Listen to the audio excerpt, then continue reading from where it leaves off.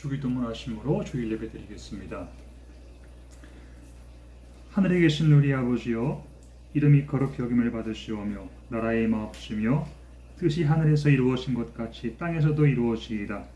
오늘날 우리에게 일용할 양식을 주옵시고 우리가 우리에게 죄 지은 자를 사하여 준 것 같이 우리 죄를 사하여 주옵시고 우리를 시험에 들게 하지 마옵시고 다만 악에서 구하옵소서. 내겐 나라와 권세와 영광이 아버지께 영원히 있사옵나이다. 아멘. 찬송가 183장 찬양하겠습니다. 찬송가 183장입니다.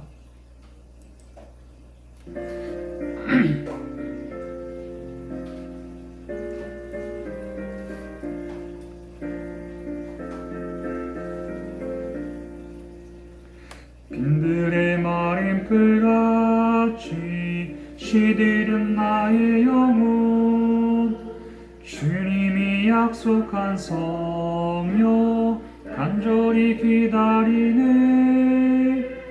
가물어 메마른 땅에 단비를 내리시듯 성령의 단비를 부어 새 생명 주옵소서. 반가운 빗소리 들려 산천이 춤을 추네. 봄비로 내리는 성령 내게도 주옵소서. 가물어 메마른 땅에 단비를 내리시듯 성령의 단비를 부어 새 생명 주옵소서. 절따라 우러를 내려 조목이 무성하니 갈급한 내 심령 위에 성령을 부으소서. 가물어 메마른 땅에 단비를 내리시듯 성령의 단비를 부어 새 생명 주옵소서. 참되신 사랑의 언약 어길 수 있사오랴. 오늘의 흡족한 은혜 주실 줄 믿습니다. 가물어 메마른 땅에 단비를 내리시듯 성령의 단비를 부어 새 생명 주옵소서.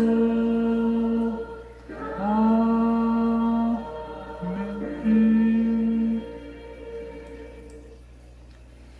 기도하겠습니다. 살아계신 하나님, 때마다 우리를 도우시고 또 지난 한 주일 동안 은혜로 지켜주심을 감사드립니다. 알게 모르게 지었던 부끄러운 죄와 허물은 깨끗이 씻음받게 하시고 물과 성령으로 거듭난 하나님의 자녀들이 되게 하여 주옵소서. 이 시간 하늘의 문을 활짝 열고 성령의 단비를 내려주사 종의 입술로 전해지는 말씀이 생명의 만나가 되게 하시고 영혼의 양약이 되도록 인도하여 주옵소서. 예배를 통하여 하나님의 음성을 듣고 아버지와 영으로 교제하는 시간 되길 원합니다. 사모하는 심령들마다 영혼의 이루와 기쁨이 넘치게 하시고 예배산 부대 모든 장병들 위에 하늘의 평강이 넘치도록 은혜 주시길 원하오며 예수님의 이름으로 기도 올려드립니다. 아멘.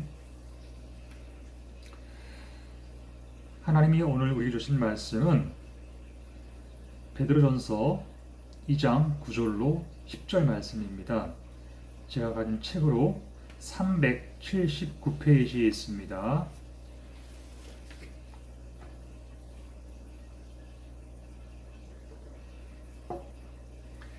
베드로전서 2장 9절로 10절 말씀을 봉독하겠습니다.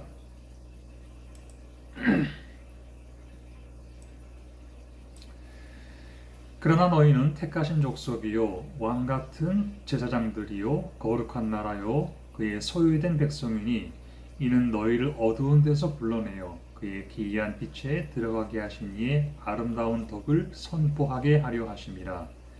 너희가 전에는 백성이 아니더니 이제는 하나님의 백성이요 전에는 긍휼을 얻지 못하였더니 이제는 긍휼을 얻은 자니라. 아멘.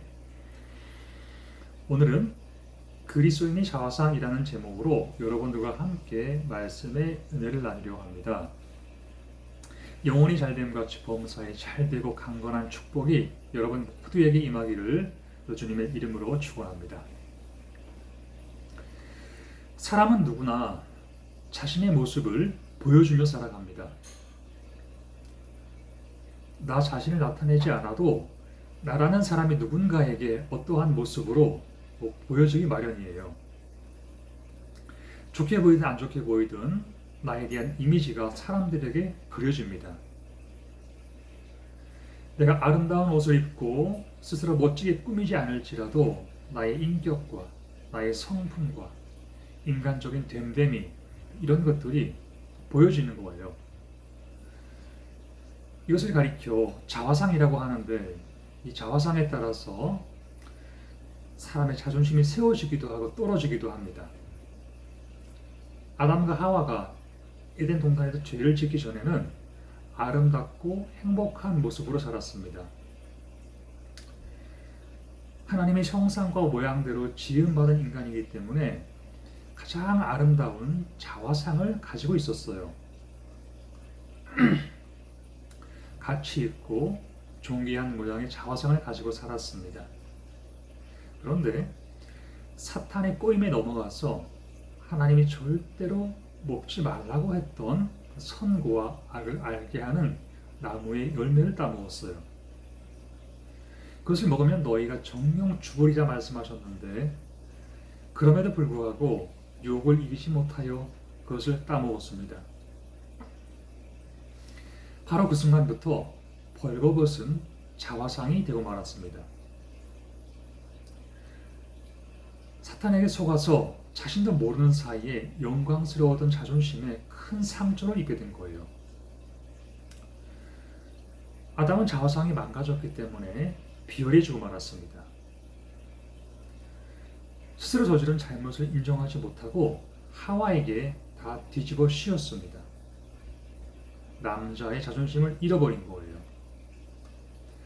하나님이 아담에게 네가 어찌하여 그 열매를 먹었냐고 물어보시니까 하와가 줘서 먹었어요.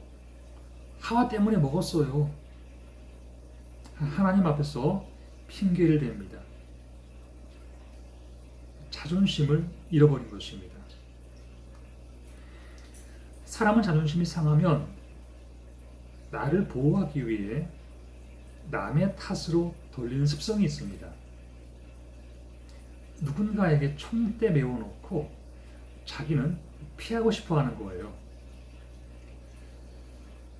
제가 군대 시절 해군 제1함대 사령부에서 근무할 때 제 보직이 기관병이었습니다. 배를 타면 기관실에 내려가서 기름밥을 먹고 육상부대에 근무하면 몽키, 스패너, 파이프렌치 이런 걸 들고 다니면서 닦고 조이고 날마다 기름을 만집니다. 그러니까 사령부에 들어오는 모든 기름이 기관병들의 손을 거쳐서 필요한 것으로 유통됩니다. 마음만 먹으면 기름 밖으로 빼돌리는 것은 일도 아니었습니다. 어느 날 우리 직속상관 선임하사님이 자신의 자가용을 끌고 와서 어두컴컴해진 시간대에 말통에다가 기름을 가득 채워가지고 저 밖으로 빼돌리시는 거예요. 그때가 90년대 후반이었는데 그 시절엔 대부분 기름 보일러 사용했거든요. 그래서 선임하사님이 자기 집 보일러에 넣으려고 기름을 슬쩍 했던 것입니다. 그걸 지켜보던 말년 병장 한 명이 휴가를 나가서 헌병대에 신고했습니다. 제가 전에 1함대 사령부에 근무했던 기관병 출신인데 그때 누구 선임하사님이 기름 빼돌리는 것을 보았습니다. 처벌해 주십시오. 찌른 거예요. 평소에 선임하사한테 우리가 당한 게 너무 많았습니다. 툭하면 병들 집합시켜 놓고서 윽박 지르고 또 공포 분위기 조성하고 병장 한 사람 쥐잡듯이 잡아놓으면 막내까지 계단식으로 줄줄이 다 깨지는 거예요. 이런 식의 생활이 우리의 일상이었습니다. 병장들 마음에 선임하사에 대한 앙금이 남을 수밖에 없었습니다. 그래서 저녁 몇 주 남겨놓고 말년 휴가를 나가서 그 사람의 부적절한 행위를 고발한 것입니다. 그리고 나서 부대에 복귀했는데 어떻게 되었을까요? 그 사람 전화 한 방에 헌병대에서 조사관이 출두했습니다. 선임하사님이 헌병대에 몇 번 왔다 갔다 불려다니시더니 순식간에 통보가 날라왔습니다. 좋게 처리해 줄 테니 한 달 후에 불명예 강제 전역이라는 내용이었어요. 구치소에 안 들어간 것만으로도 감지덕지인데 남은 한 달 동안 자기를 헌병대에 꼬지른 사람이 누구인지 찾아내서 반 죽여 놓아야겠다는 마음을 먹었습니다.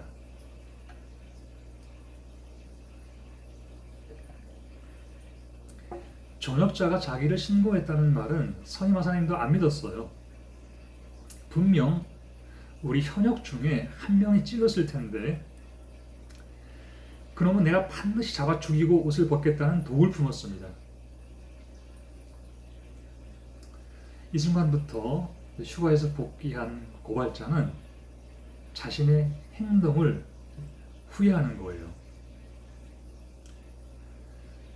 선임하사의 추궁에 걸리기라도 하면 전역하는 마지막 날까지 하루하루 지옥같이 살아가야 할 신세가 되었습니다.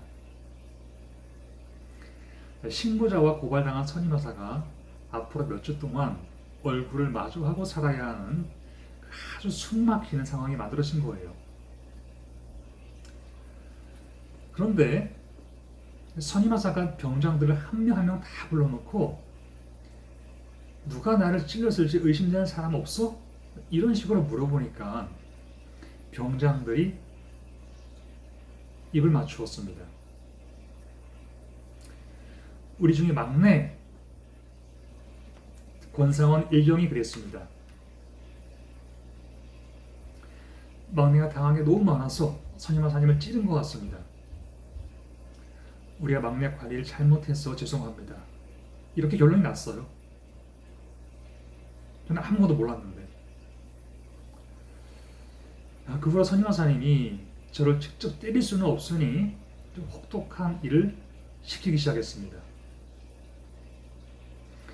우리 부대가 동해시에 있었는데 동해시 상수도 관리국에서 그 부대에 상수도를 공급해주면 그 물을 각각의 물탱크에 저장하는 일이 있었어요.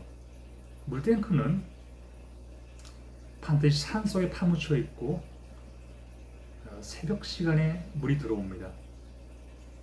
제일 먼저 사령관 관사로 올라가는 물이 얼만큼 찼는지 관사 위에 올라가서 물탱크를 눈으로 직접 확인해야 됩니다. 다 채워지면 얼른 밑으로 뛰어내려와서 사령관 관사 밸브를 잠그고 반대 방향 펌프로 올라가는 그 밸브를 또 오픈합니다. 물이 공급되는 동안 또 본부 위에 있는 산에 올라가서 물탱크 양을 확인하고 다 차면 또다시 내려오는 거예요. 그 다음에 본부 밸브를 잠그고 다른 방향 생활관으로 가는 밸브를 오픈합니다. 자, 이런 식으로 남들 다 잠자는 새벽 시간에 산으로 이리 뛰고 저리 뛰고 체력 훈련하면서 담력 훈련도 하는 거예요. 여러분 그 한밤중에 산에 혼자 올라가면 지금은 웃고 말하지만 그때 정말 무섭습니다. 야, 우리 부대가 사령부라서 규모가 상당히 컸습니다. 원래는 이 일을 두 달에 한 번 정도 단식 걸리면 그 일주일씩 돌아가면서 해야 됩니다. 펌프실이라고 하는 산속에 조그마한 건물이 하나 있는데 냉난방 전혀 안 되고 눈 비 오면 지붕에서 물이 떨어집니다. 평상 위에 누워서 천장을 딱 쳐다보면 그 천장의 미세한 금 사이로 하늘이 보이는 곳이었어요. 게다가 겨울에 눈이라도 오면 미끄러워서 산에 오를 수 없으니까 정말 못해먹을 짓이었습니다. 근데 마침 폭설이 내리던 그 시기에 선임하사님이 저에게 야, 너 한 달 동안 펌프실 내려가서 물 받고 와 이러시는 거예요.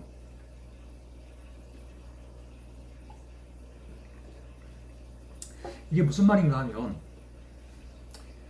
남들 다 잘 때 너 혼자 잠 못 자고 개고생 해봐라.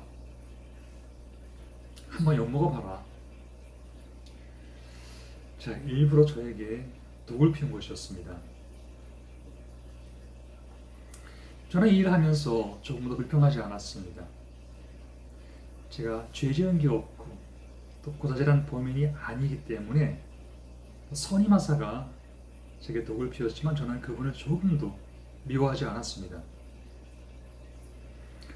그러던 중 어느 날 선임하사님이 강제 전역하는 날 바로 전에 저를 부르시더니 이런 말을 했습니다. 야, 이 새끼야, 네가 아니면 아니라고 말을 해야지 왜 나만 나쁜 놈 만드는 거야. 내가 너에게 정말 몹쓸 짓을 했다. 미안하다. 잘못했다.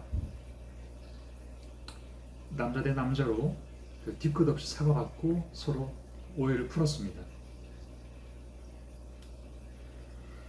그리고 나중에 알게 된 사실인데 제 바로 위에 상병 한 사람이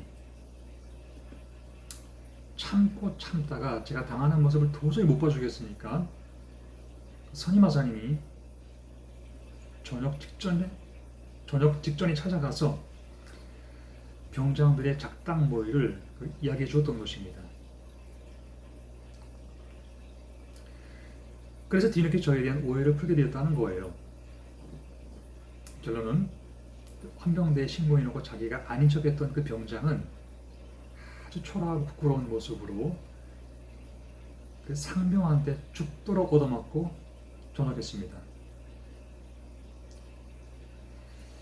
이처럼 그 벌거벗은 자화상은 궁지에 몰리면 남의 탓을 하는 그 습성이 있다는 말이에요.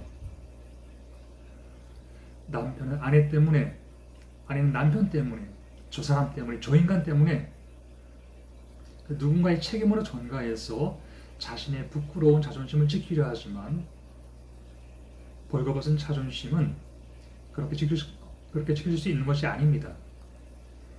예수님이 우리를 회복시켜 주셔야 됩니다. 성경은 우리에게 예수께서 세상에 오심으로 우리 대신 벌거벗으시고 우리 대신 십자가에 못 박히셨다고 말씀하고 있습니다. 아담처럼 무너진 우리의 자화상, 자존심, 이것들을 회복시켜 주시기 위해 예수님이 오셨다는 말씀이에요. 빌립보서 2장에 보니까 그는 근본 하나님의 본체시나 하나님과 동등됨을 취할 것을 여기지 아니하시고 오히려 자기를 비워 종의 형체를 가지사 사람들과 같이 되셨고 사람의 모양으로 나타나사 자기를 낮추시고 죽기까지 복종하셨으니 곧 십자가의 죽으심이라 그랬습니다. 우리가 죄의 유혹을 이기지 못하여 부끄러운 모습으로 전락하니까 왕 같은 제사장의 신분으로 회복시켜 주시려고 예수님이 죽으신 거예요. 하나님이 태초에 사람을 창조하실 때에는 왕의 아들이요 왕의 자녀된 신분을 주셨습니다. 그런데 사람이 죄짓고 마귀의 종 신분으로 전락하니까 본래의 신분을 회복시켜 주시려고 예수님이 오셨다는 말씀이에요. 그러므로 예수님은 죽기까지 영혼의 수고를 다해 얻으신 그 저와 여러분 한 사람 한 사람을 바라보며 잠잠히 기뻐하시는 줄로 믿습니다. 엄마가 해산의 고통 끝에 핏덩어리 아이를 품에 안으면 온 세상을 다 얻은 듯 기뻐합니다. 방금 전까지 몸부림치며 고통하던 사람이 아이를 안는 순간 얼굴이 천사의 모습으로 변해요. 그 기쁨이 바로 저와 여러분을 향한 예수님의 마음인 줄로 믿습니다. 우리를 사랑하시기 때문에 잃어버린 하나님의 형상을 회복시켜 주시려고 십자가를 지신 거예요. 그리고 자화상이 회복된 우리에게 사명을 맡겨주셨습니다. 그의 기이한 빛에 들어가게 하신 이의 아름다운 덕을 선포하게 하려 하십니다. 그리스도를 전하며 세상에 덕을 세우는 사람이 되라고 우리를 택하신 것입니다. 하나님은 우리들이 부끄러운 인생 되지 말고 아름다운 덕을 세우며 살아가기를 원하시는 거예요. 고린도서 5장에 보니까 누구든지 그리스도 안에 있으면 새로운 피조물이라 이전 것은 지나갔으니 보라 새 것이 되었도다 그랬습니다. 그리스도 안에서 초라한 자화상이 영광스러운 자화상으로 회복되면 말과 행동이 달라지고 가치관이 변해서 덕을 세우며 살아가는 새로운 피조물이 되는 것입니다. 이 믿음 가지고 살아갈 때에 우리의 신분이 초라한 모습에서 왕 같은 제사장의 모습으로 돌아오는 거예요. 너희는 택하신 족속이요 왕 같은 제사장들이라. 하나님의 소유인 우리는 천하보다 귀한 존재들입니다. 그러므로 하나님의 택하심을 받은 자녀라는 자부심을 가지고 끝까지 승자의 길을 걸어가는 여러분 되시기를 주님의 이름으로 축원합니다. 기도하겠습니다.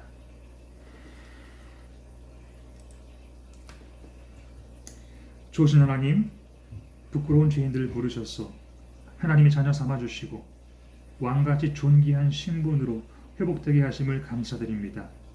이제는 날마다 부르심에 합당한 모습으로 온전해지게 하시고 하나님과 사람 앞에서 부끄러움 없는 삶을 살도록 인도하여 주옵소서. 어지러운 세상 중에서도 빛과 소금처럼 구별되게 하시고 아름다운 덕을 세우며 살아가는 그리스도의 향기들이 되게 하여 주옵소서. 승리의 면류관 쓰는 청지기 사명자들이 다 될 수 있도록 성령님 늘 우리의 마음과 생각을 지키시길 원하오며 예수님의 이름으로 기도드립니다. 아멘. 찬송가 510장 찬양하겠습니다. 찬송가 510장입니다.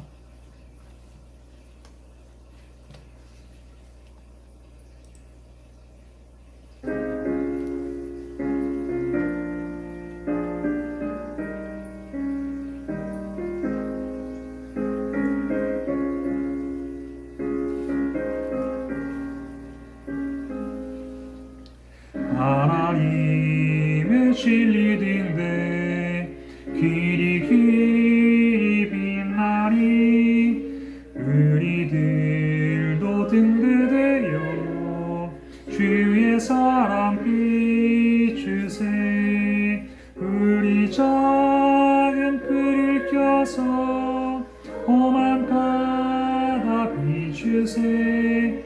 물에 빠져 헤매니 건져내어 살리세. 죄의 밤은 깊어가고 성난 물결 설렌다. 어디 불빛 없는 가로 찾는 물이 많구나. 우리 작은 불을 켜서 험한 바다 비추세. 물에 빠져 헤매니 건져내어 살리세.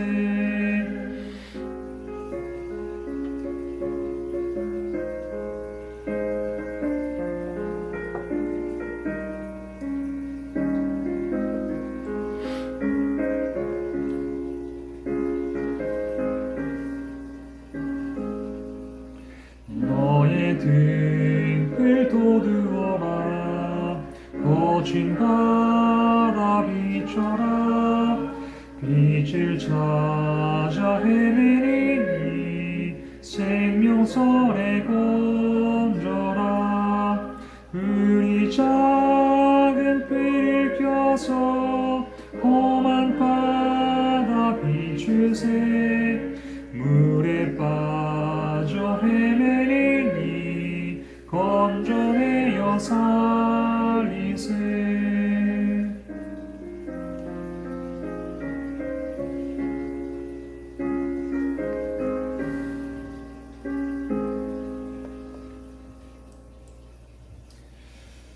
여호수아 제단으로부터 흘러가는 생명수를 먹고 마시는 자들마다 영혼이 잘되고 범사에 형통한 은혜를 입기 원합니다. 영혼이 자라서 하나님을 기쁘시게 하는 믿음의 자녀들 되게 하시고 날마다 천사와 같이 주님을 잘 섬기며 살아가는 복된 영혼들이 되게 하여 주옵소서. 이제는 우리 주 예수 그리스도의 은혜와 하나님 아버지의 크신 사랑과 성령의 감동 감화 교통하심이 주의 이름을 부리며 은혜를 구하는 모든 성도들 위해 지금부터 영원토록 함께 하시기를 축원하옵나이다. 아멘.